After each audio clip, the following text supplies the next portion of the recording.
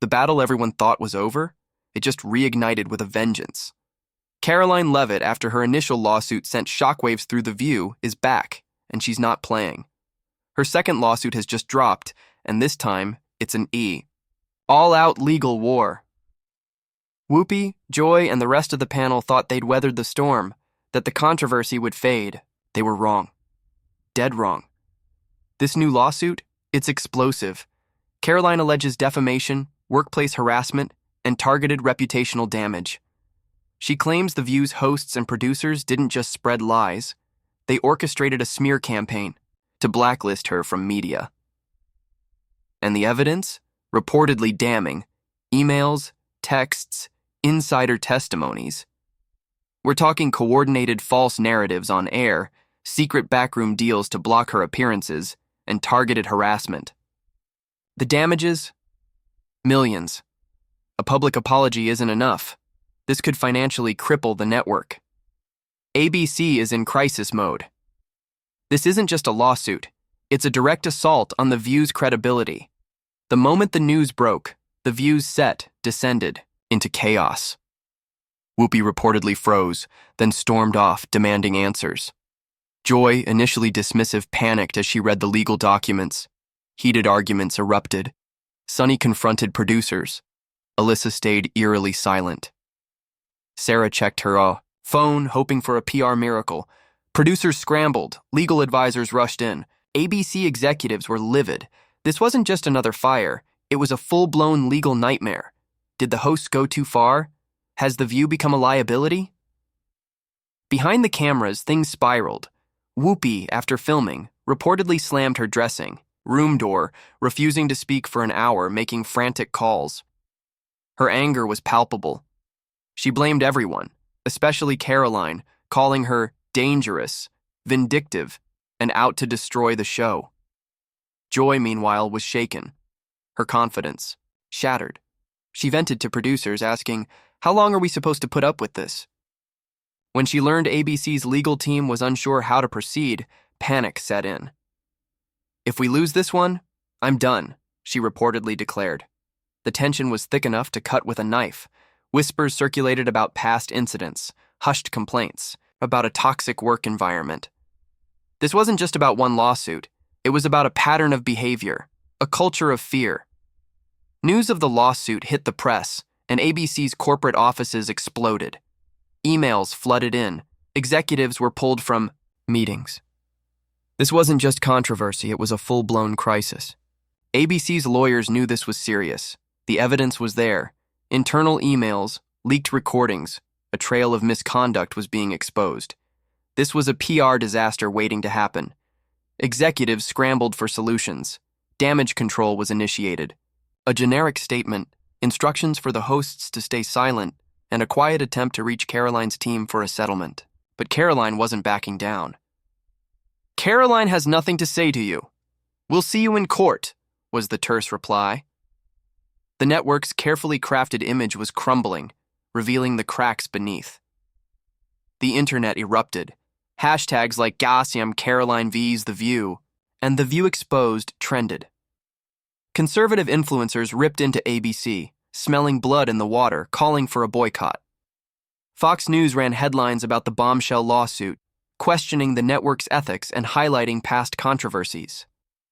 The Daily Wire questioned what ABC was hiding, suggesting a deeper conspiracy, perhaps involving other silenced voices. Even independent commentators chimed in, dissecting the legal arguments and analyzing the leaked documents. Liberal media tried damage control, downplaying the allegations, framing it as a politically motivated attack. But the public wasn't buying it. They saw the documents, heard the recordings, and watched Caroline take a stand. The memes were brutal, mocking Whoopi and Joy's on-air personas, turning their words against them. The lawsuit was the #1 trending topic, dominating the news cycle, eclipsing everything else. The question loomed, could The View survive this? ABC executives were in crisis mode. Leaked emails revealed discussions about controlling the narrative, with some suggesting heads needed to roll, scapegoats identified. Advertisers got nervous, some quietly pulling their ads, fearing association with a sinking ship, their brand image at stake. Ratings were already struggling, and this scandal threatened to send them plummeting, jeopardizing future revenue. Rumors of a major shakeup swirled, with names being floated as potential replacements, the future of the show hanging in the balance. One insider even leaked a shocking statement: "The View is officially on life support. This could be the beginning." Of the end, the network is terrified of what else might come out. Whoopi and Joy, initially dismissive, were now panicking, realizing the gravity of the situation, their careers on the line. Caroline, however, wasn't silent. Her official statement was a declaration. For years, The View has distorted the truth, pushed false narratives, and vilified those who disagree. That ends now. The reaction was immediate. Millions of retweets, thousands of comments. Conservative influencers rallied behind her, hailing her as a champion of free speech, a David, taking on Goliath. Liberal media scrambled, trying to paint her as a divisive figure, a pawn in a larger political game. But the facts were on Caroline's side, and the public wasn't fooled. Then came the bombshell. Leaked audio from an ABC meeting, where an executive admitted The View had gone too far, acknowledging the network's complicity, revealing a systemic problem. It wasn't just a lawsuit, it was a full-blown media crisis, exposing the inner workings of a powerful institution, revealing the sausage-making behind the scenes. At a press event, Caroline, calm and composed, looked into the cameras and said, "This lawsuit is about more than just me. It's about truth, accountability, and holding the media to the same standards they hold everyone else to." The audience erupted in applause, a wave of support washing over her. ABC had no response, their silence deafening, their carefully constructed facade crumbling. Whoopi and Joy, feeling the pressure mounting, chose to fight back, a desperate attempt to salvage their reputations, to regain control of the narrative. Their on-air response was a disaster, a masterclass in how not to handle a crisis. They tried to downplay the lawsuit, accusing Caroline of a political stunt, resorting to personal attacks and veiled threats.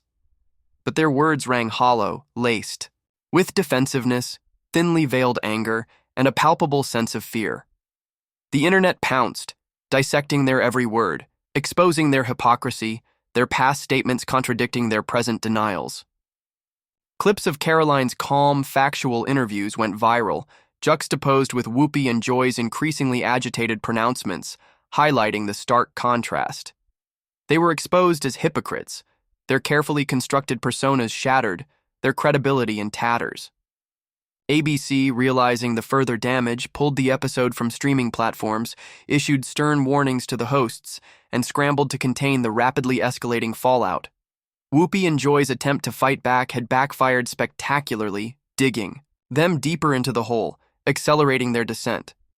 The fallout was immense, a cascade of negative consequences. ABC executives panicked, realizing the story wasn't going away, that this was more than just a bad news cycle. The internet was still on fire, fueled by leaked documents, insider accounts, and the growing sense of public outrage. ABC was forced to ask, was it worth keeping Whoopi and Joy if it meant dragging the entire network down, jeopardizing its future? Rumors swirled about past guests who had been silenced, topics that had been buried, and covered-up scandals that threatened to surface, exposing a pattern of abuse. Advertisers reconsidered their deals, their brand image at stake, the financial implications staggering. The pressure was immense. ABC pondered drastic action, suspension, distancing statements, or even cutting ties with their longtime stars, a move that would have been unthinkable just weeks before. The unthinkable was now a distinct possibility, a last resort to save the network from further damage. Caroline wasn't done. Rumors spread about other guests, past and present, considering coming forward with their own stories, emboldened by Caroline's courage. This wasn't just about The View. It was about a larger reckoning, a potential domino effect across the media landscape, a long-overdue reckoning with power and accountability. The floodgates were about to open, unleashing a torrent of untold stories. ABC had lost control, their carefully constructed narrative shattered, their carefully guarded secrets threatened. Their hosts were panicking, their carefully crafted image in tatters, their careers hanging by a thread. Their audience was turning against them, demanding accountability, demanding change. And Caroline Levit? She held all the cards, her quiet, determination more powerful than any on-air rant, her unwavering pursuit of justice, threatening to bring down a media empire. Would The View survive? The question hung in the air, heavy with uncertainty, a dark cloud looming over the network. Stay tuned. This story is far from over. The final chapter has yet to be written. The stakes are higher than ever.